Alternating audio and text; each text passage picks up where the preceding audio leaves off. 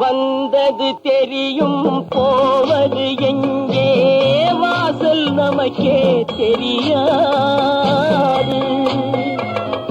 வந்தவரெல்லாம் தங்கிவிட்டால் இந்த மண்ணில் நமக்கே இடமேது.